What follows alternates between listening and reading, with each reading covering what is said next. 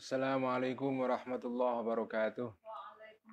Bismillahirrahmanirrahim. Alhamdulillahirabbil alamin wassalatu wassalamu ala asyrafil anbiya'i wal mursalin sayyidina wa habibina wa maulana wa qurrati a'yunina Muhammadin wa ala alihi wa ashabihi ajma'in. Amma ba'd.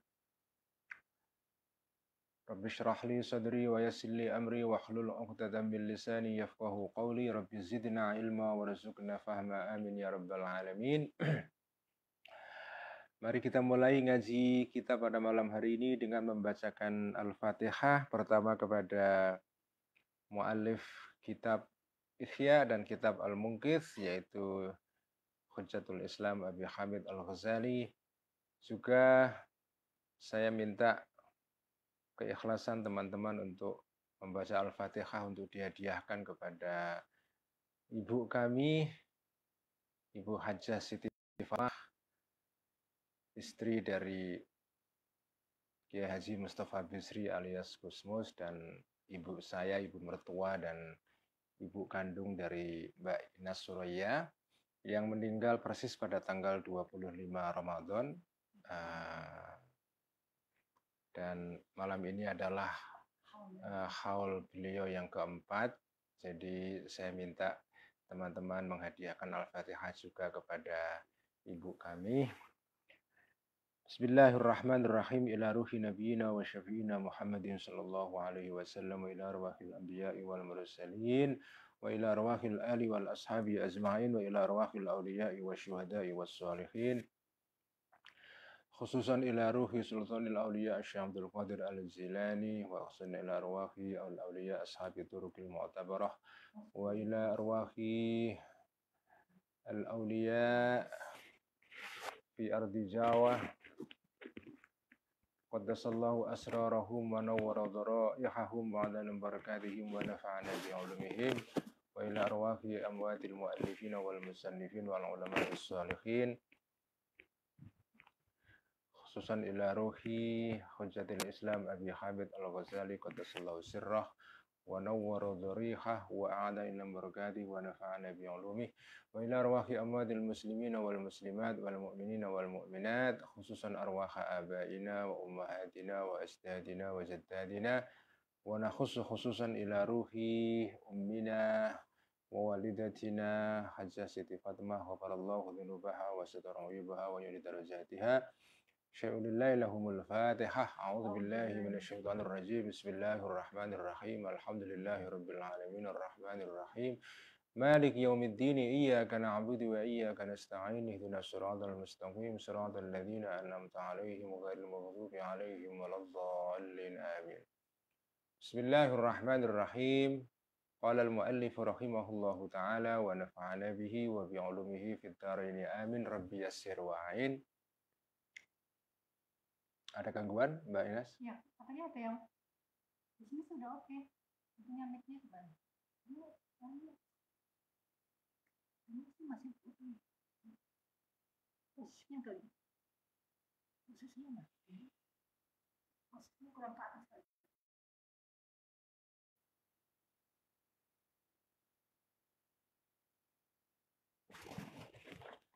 Apakah sudah bagus suaranya, teman-teman? Ya, kita akan mulai dengan membaca kitab Al-Munqidh minadh dhalal halaman 98. Sudah bagus suaranya? Tes, halo teman-teman, sudah bagus? Sudah oke. Ya. Jadi kita akan meneruskan ya bacaan kita untuk kitab Al-Munqidh minadh dhalal.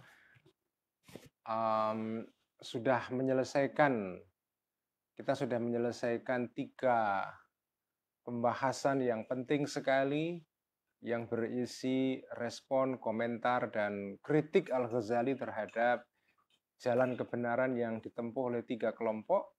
Pertama adalah kaum ya, yang kedua adalah para ahli filsafat, ketiga adalah orang-orang batiniyah. Nah, di mata beliau 3 jalan ini tidak memuaskan sebagai jalan untuk menuju kepada kebenaran yang hakiki, yaitu kebenaran ilahiyah ya. Nah, sekarang tinggal jalan yang terakhir ya, yaitu jalan para sufi. Jadi jalan kebenaran itu rupanya banyak ya. Ada yang mengikuti jalan rasional ala orang-orang ahli kalam ya, para kaum Mu'tazilah. Kemudian ada jalan rasional ala kaum filosof ya. Ada jalan yang disebut dengan jalan ta'limiyah, yaitu jalan melalui seorang imam yang maksum ala kaum Syiah Ismailiyah. Nah, tiga-tiganya bagi Al-Ghazali itu tidak memuaskan. Nah, sekarang tinggal jalan terakhir, al-qaulu fi turuqis sufiyati. Al-qaulu ini adalah pembahasan fi turuqis sufiyati mengenai jalan-jalan ahli tasawuf ya.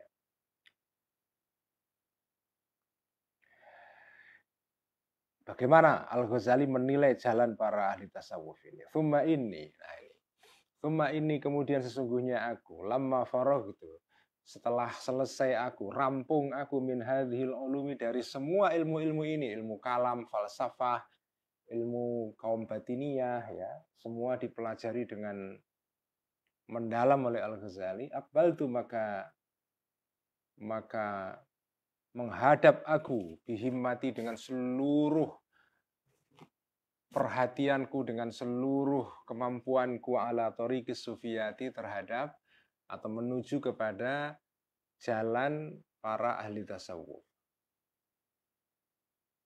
Wa alimtu dan mengetahui aku anna thoriqatahum sesungguhnya jalannya para sufiyah ya. Anna thoriqatahum sesungguhnya jalannya orang-orang ahli tasawuf ya. Innama tatimmu sesungguhnya terjadi secara sempurna bi ilmin dengan ilmu wa amalin dan amal tindakan. Jalan tasawuf itu salah satu kekhasannya, keunikannya adalah dia tidak hanya ilmu saja, dia tidak hanya teori tapi juga ada aspek prakteknya atau amalnya. Bahkan amal di dalam tasawuf itu jauh lebih penting daripada teorinya ya. Saya selalu mengatakan tasawuf itu 90% adalah pengalaman berdasarkan berdasarkan tindakan kita, amal kita. 10%-nya itu teori. Tapi sebagian besar tasawuf itu adalah amal, adalah pelaksanaan dan pengalaman. Wakana dan ada hasilu ilmihim, ringkasan atau pokok atau hasil ilmunya para ahli tasawuf, kalau diringkaskan itu kira-kira pokok-pokoknya adalah qat'a aqabatin nafsi, yaitu memutus ya jalan-jalan yang mengarah kepada jiwa manusia. Qat'a aqabatin nafsi adalah memutus halangan-halangan jiwa manusia ya. Aqabah itu halangan-halangan. Artinya ya bagaimana kita bisa melampaui halangan-halangan yang menghalangi jalan kita untuk membersihkan nafsu kita. Watanazzuha dan membersihkan diri an akhlaqiha dari akhlak-akhlaknya jiwa al-madhmumati yang tercela, wasifatiha dan sifat-sifatnya nafas al-khabithati yang buruk. Hatta yutawassala sehingga sampai biha dengan cara melalui akhlak tadi itu ila tahliyatil qalbi untuk mengosongkan hati an ghairillahi dari selain Allah, wa tahliyati dan memperindah hati tadi itu memperindah atau memberikan ornamen terhadap hati itu bidzikrillahi dengan zikir atau mengingat Allah. Itulah kalau diperas seluruh ilmunya orang tasawuf itu kan intinya itu. Bagaimana mengatasi halangan-halangan atau tantangan-tantangan yang menghalangi kita untuk melakukan pembersihan jiwa. Setelah dibersihkan jiwa itu kemudian diisi dengan akhlak yang baik. Ya intinya itu seperti diungkapkan dalam istilah yang terkenal dalam di kalangan para ahli tasawuf, yaitu takhalli, tahalli, tajalli itu kan. Takhalli artinya adalah ya mengosongkan diri dari sifat-sifat yang buruk. Tahalli setelah kosong diisi dengan sifat-sifat yang baik, kemudian hasilnya nanti adalah tajalli. Kita bisa, diri kita itu menjadi tempat di mana keindahan Tuhan itu memanifestasi, menampakkan diri di dalam diri kita itu. Jadi itu trilogi ya, takhalli, tahalli, tajalli. Itu intinya ilmunya orang-orang tasawuf. Wa kanal ilmu, dan adalah ilmu itu aisara lebih mudah alayya terhadap diriku minal amali daripada amal. Ini pengakuan yang jujur dari Al-Ghazali ya. Terus terang aku ini sebagai intelektual, maksudnya Al-Ghazali sebagai sarjana, terus terang lebih mudah membaca buku, memahami teori, konsep, memahami apa ya, sesuatu yang bersifat teoritis ketimbang sesuatu yang bersifat tindakan, praksis. Ya inilah salah satu ciri khas para intelektual ya, orang-orang yang pemikir, kategorinya pemikir. Itu lebih mudah membaca buku daripada mengamalkan isi buku. Itulah ciri-ciri orang-orang yang bermain di dunia ide itu kan begitu. Karena Al-Ghazali itu orang yang memang kutu buku ya, suka membaca dan diberikan manugerah oleh Allah berupa akal yang cerdas sekali. Jadi beliau itu bisa memahami suatu ilmu dengan cepat sekali, dan setelah itu diserap, kemudian dikunyah dan bisa ditulis kembali dengan lebih mudah itu. Karena itu fabtada'tu, maka memulai aku bitahsilil ilmihim, untuk menghasilkan atau memperoleh ilmunya para ahli tasawuf, min mutala'ati kutubihim, melalui membaca kitab-kitabnya ahli tasawuf ini. Seperti apa kitab itu? Misalnya mithli Qutul Qulubi, seperti kitab yang berjudul Qutul Qulub li Abi Thalibin al-Makki. Ini kitab yang terkenal sekali ya, yang merupakan salah satu sumber utama Al-Ghazali ketika menulis kitab Ihya, itu adalah Qutul Qulub. Qutul Qulub artinya adalah makanan hati ya. Wa kutubil Harithil Muhasibi, dan kitab-kitabnya Imam Al-Harith Al-Muhasibi, salah satu ulama ahli tasawuf tapi juga sekaligus ilmu kalam ya. Ini unik. Ada seorang ahli tasawuf tapi juga seorang yang ahli ilmu kalam, teologi yang sangat rasional sekali ya. Misalnya kitab beliau ya Ar-Ri'ayah li Hukukillah misalnya ya. Itu yang terkenal. Wal Mutafarriqati, dan kitab-kitab yang bermacam-macam, Al-Ma'thurati, atau wal mutafarriqati, dan keterangan-keterangan yang terserak-serak ya, al-ma'thurati, yang diriwayatkan anil Junaidi, dari Imam Al-Junaid Al-Baghdadi. Ini salah satu ulama penting di dalam tradisi tasawuf atau tarekat di dalam dunia Islam ya. Sebagian dari tarekat-tarekat dalam dunia Islam itu kan silsilahnya melalui Imam Junaid Al-Baghdadi.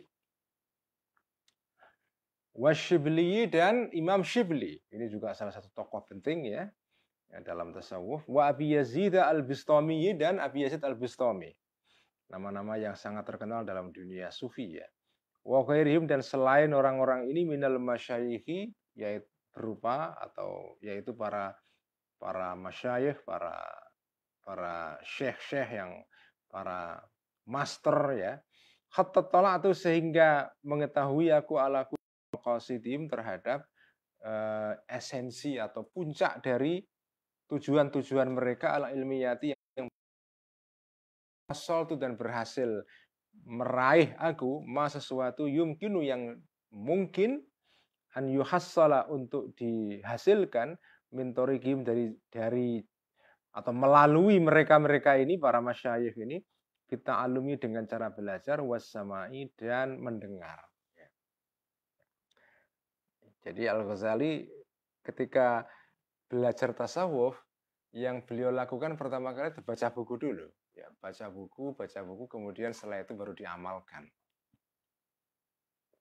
Fadhahara maka tampaklah li bagiku anna akhassa khawasim sesungguhnya keunikan-keunikan mereka yang paling unik, yaitu para ahli tasawuf ini, keunikan mereka yang paling khas adalah ma sesuatu la yumkinu yang tidak mungkin al-wusulu sampai ilahi kepada ma ini bita'alumi dengan cara belajar. Jadi inilah salah satu keunikan ilmu tasawuf ya. Ya ilmu tasawuf itu bisa dipelajari, dibaca bukunya dan segala macam. Tapi ada bagian dari ilmu tasawuf itu yang paling unik adalah dalam ilmu tasawuf itu ada bagian-bagian yang tidak mungkin dipelajari. Maksudnya dipelajari dengan menggunakan penalaran, dengan apa ya pikiran ya. Secara akademis itu nggak bisa. Makanya ya sampean bisa aja baca buku tentang tasawuf, sampean baca bukunya Ibnu Arabi, baca bukunya orang-orang mengenai Ibnu Arabi misalnya. Sampean bisa baca bukunya William Chittick yang sangat bagus sekali membahas ajaran-ajaran Ibnu Arabi atau membahas atau membaca bukunya Claude Attas ya, salah satu buku yang juga menarik dan penting mengenai Ibnu Arabi. Sampean bisa dibaca itu semua. Buku-buku tentang tasawuf itu sampean kalau mau search di Google banyak sekali. Tapi sampean tidak akan meraih sesuatu yang paling mendalam dari tasawuf. Sampean nggak bisa sampai ke intinya tasawuf kalau sampean hanya baca saja. Sebanyak apapun buku yang jenengan baca tentang ilmu tasawuf tidak menjadikan sampean sebagai sufi. Ya, tidak. Sampean ngaji kitab Ihya ini sampai khatam pun itu tidak menjamin sampean menjadi sufi. Saya ngaji Ihya, baca Ihya begini juga nggak menjamin saya jadi sufi. Tidak ada jaminan sama sekali. Karena ilmunya ahli tasawuf yang paling unik adalah mereka itu ilmu-ilmu itu tidak bisa diraih hanya dengan ta'allum. Ta'allum itu hanya langkah awal. Tetapi langkah berikutnya adalah sampai mengamalkan ilmu itu sampai akhirnya timbul sebuah pengalaman yang sifatnya personal ya. Karena itu ilmu ini dicapainya bal bidzauqi, sebaliknya dengan zauk, dengan rasa atau rasa kalau bahasa Jawanya itu. Jadi bal bidzauqi sebaliknya dengan rasa, wal hali dan keadaan di dalam diri kita atau kondisi subjektif ya. Wa tabaddulis sifati dan pergantian sifat-sifat. Maksudnya sifat-sifat di dalam diri kita. Jadi orang yang sedang belajar menjadi murid tasawuf itu kan dia seperti mendaki gunung ya. Jadi sifatnya itu berubah-ubah dalam pengertian sampean harus bisa belajar sifat ini nanti kemudian sifat berikutnya sampai naik kelas terus kan sampai nanti ke tingkat yang paling tinggi. Nah, pergantian pengalaman-pengalaman ini sampean harus alami sendiri. Bagaimana pengalaman taubat pertama kali kan taubat ya. Kemudian tawakal, kemudian apa itu mahabbah, ridho, syukur ya. Itu semua roja, al-khauf, itu semua ya pengalaman-pengalaman nanti akan dibahas di dalam kitab Ihya bagian yang terakhir keempat, masih lama ya. Bagian Ihya yang jilid keempat. Itu nanti Al-Ghazali menerangkan ini al-ahwal ya atau maqamat, makom-makom di dalam tasawuf itu. Ini semua nggak bisa sampai capek kalau nggak dialami sendiri. Nah, sampean belajar ilmu-ilmu lain itu murni belajar bisa, ya meskipun pengalaman penting juga ya, nggak bisa juga sih. Tapi ilmu tasawuf itu uniknya atau keunikan paling unik adalah pengalaman itu justru lebih penting daripada teorinya sendiri. Ya.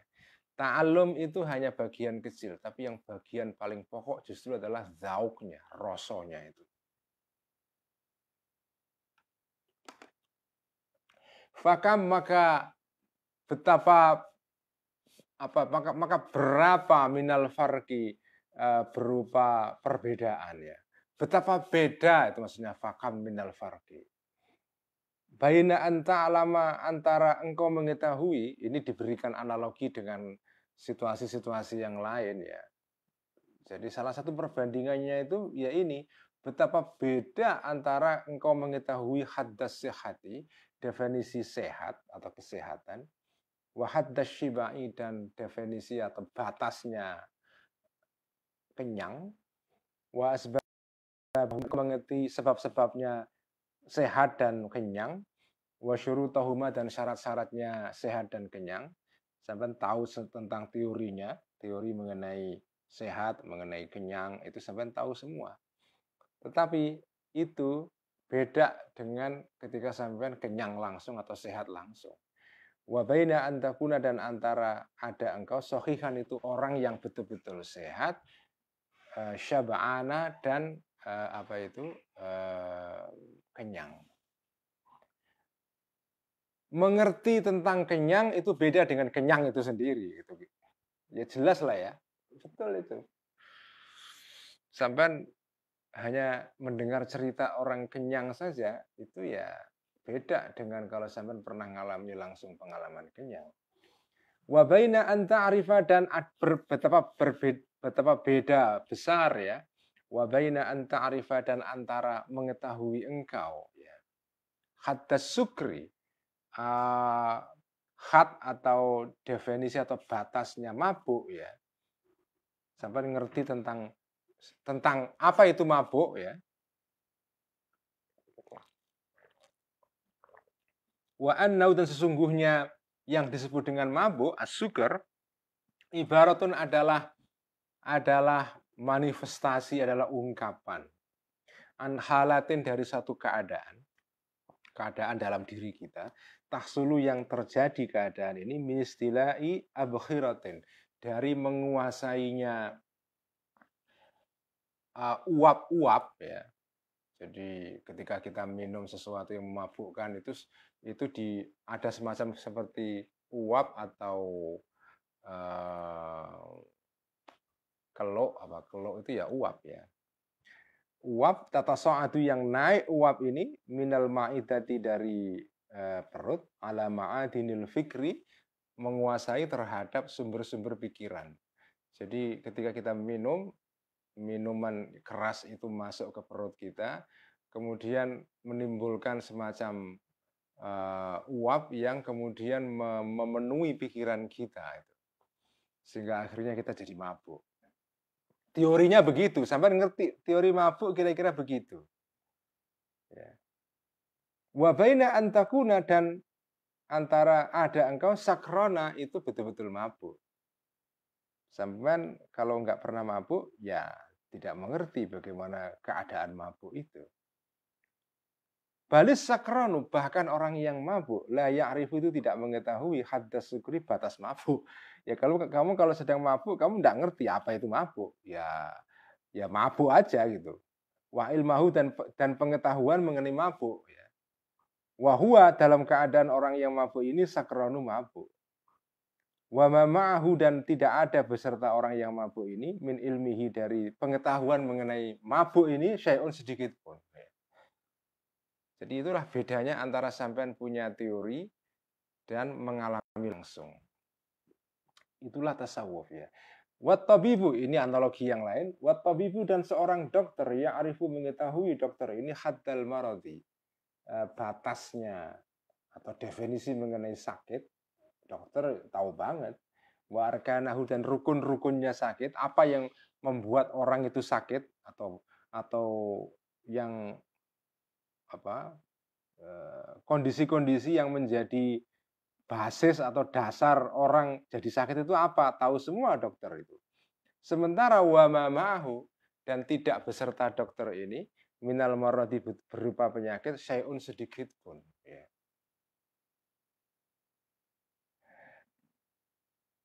Dokter yang mengerti mengenai teori tentang sakit itu ya ngerti saja, tapi sementara itu dia tidak punya penyakit, dia sehat.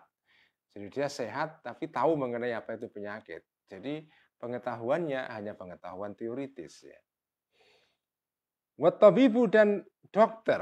Sebaliknya, wattabibu dan seorang dokter fi halatil maradi ketika dalam keadaan sakit. Kalau ada dokter kok sakit ya, dia ini ya arifu mengerti haddas sihati tentang definisi sehat, wa asbaba dan sebab-sebabnya sehat, wa adwiyata dan obat-obatnya kesehatan ini, wa huwa dalam keadaan dokter ini faqidun itu tidak punya as-sihata kesehatan.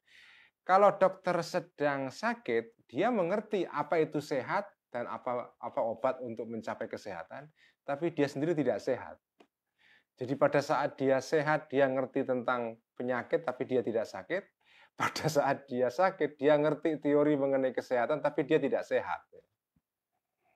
Fakadzalika maka begitu juga farkun ada perbedaan baina anta arifa antara mengetahui engkau hakikat zuhdi mengenai hakikatnya zuhud ya, wa syurutahu dan syarat-syaratnya zuhud, wa asbabau dan sebab-sebabnya zuhud ya, tahu teorinya, bukunya banyak ya, wah nggak terhitung lah, belum ditambah dengan status-status di Facebook itu banyak sekali mengenai tasawuf itu banyak, tapi itu tidak menjadikan sampai menjadi seorang sufi.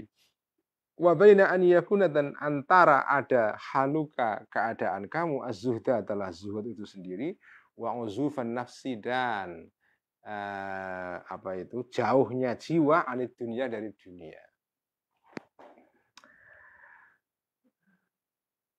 Dan ini ya apa ya?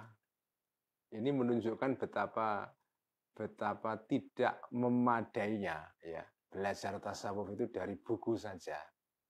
Banyak orang yang secara teori mengerti tasawuf luar biasa, bacaan mengenai tasawuf itu banyak sekali.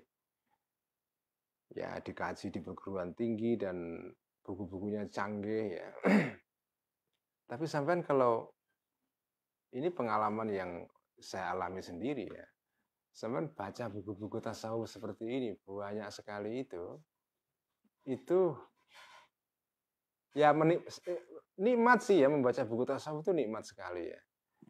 Tapi kadang-kadang pada satu titik sampai bisa mengalami semacam kebuntuan ya. Karena ini kan kayak sampai baca cerita seseorang mengenai nikmatnya makan makanan tertentu. Ada orang misalnya pergi ke sebuah negara dan melancong di sana, kemudian dia nulis buku mengenai kekayaan kuliner negara itu. Diceritakan betapa lezatnya makanan itu dan seterusnya. Kita baca sih enak ya, tapi lama-lama kita sebel juga karena ini kita hanya baca saja, kita nggak merasakan sama sekali. Pada titik itu sampai akan merasakan kebuntuan, bahkan semacam perasaan stuck ya, nggak bisa bergerak. Ini pengalaman indah diceritakan bagus sekali, tapi saya nggak merasakan apa-apa. Saya hanya baca saja.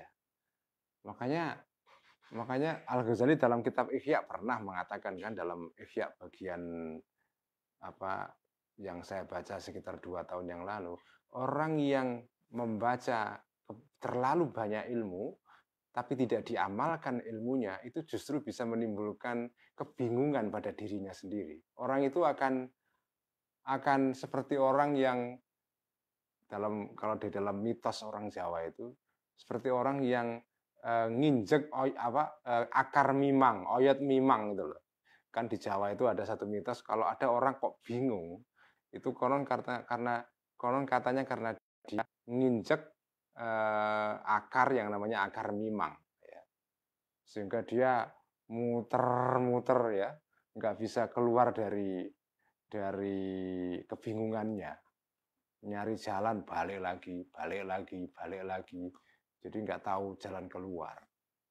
Seperti itu keadaannya orang yang kebanyakan bacaan tapi tidak diamalkan bacaannya itu jadi malah justru jadi beban pikiran, menimbulkan kegelisahan, menimbulkan kegalauan pada orang itu, karena ilmu itu justru menjadi kebahagiaan bagi seseorang kalau diamalkan.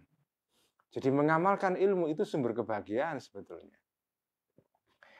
Ketika kita baca saja pusing, apalagi baca tasawuf, Masya Allah itu Karena itu kan pengalaman yang nikmat sekali, tapi sampai baca tok, tapi nggak pernah dialami. Jadi makanya ibadah ya, ngibadah itu jadi penting sekali. Karena ibadahlah itu salah satu cara kita mengalami sesuatu yang diceritakan oleh para sufi-sufi itu. Ya. Baik ibadah itu berupa ibadah ritual, ya sholat, ya puasa dan seterusnya, maupun ibadah dalam pengertian yang sifatnya non ritual. Ya. Kita mengendalikan diri kita setiap saat ya, seperti yang diceritakan Imam Ghazali dalam bab mengenai kasrus syahwatain itu ya, mengendalikan dua syahwat besar pada diri manusia, perut dan organ vital kita itu. Ya.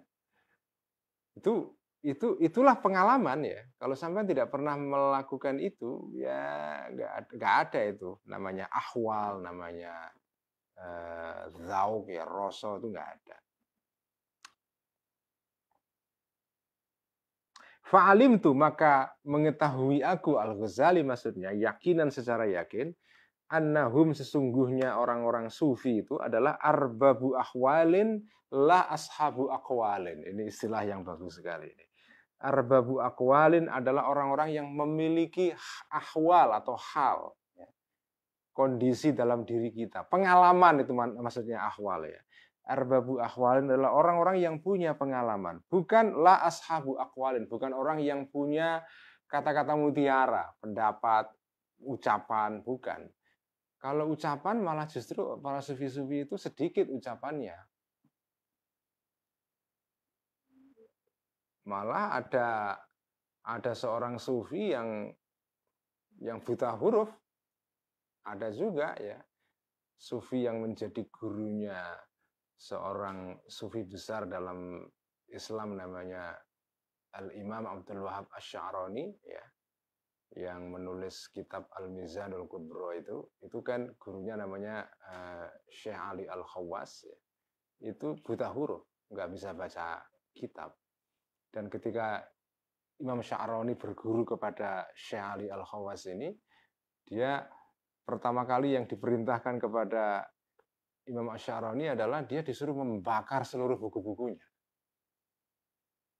Disuruh bakar. Padahal koleksi bukunya banyak sekali.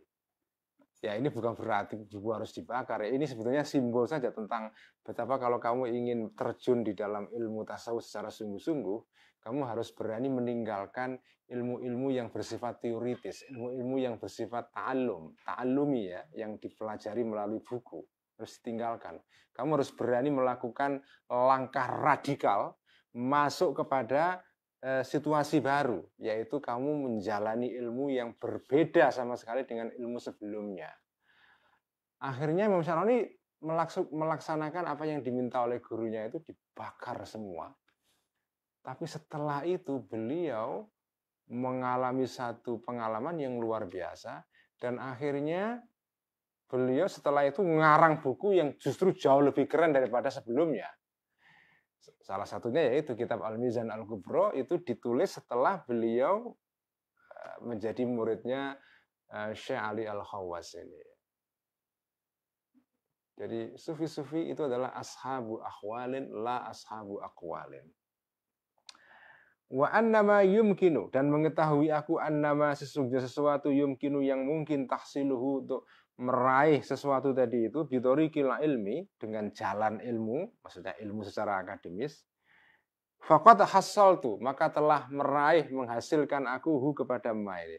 Kalau semua bacaan teori semua sudah saya kuasai, ini kata Al-Ghazali ya. Walam yabqa, dan tidak tersisa illa ma, kecuali sesuatu, la sabila, yang tidak ada jalan ilahi kepada sesuatu ini, bisa mai, dengan cara mendengar ceramah, wa ta'alumi, dan belajar dengan cara membaca. Yang sekarang tersisa yang harus saya raih adalah ilmu yang tidak mungkin saya pelajari dengan mendengarkan ceramah atau ngaji. Tetapi bil-bal bidzauqi, sebaliknya dengan cara rasa, wasuluki, dan suluk.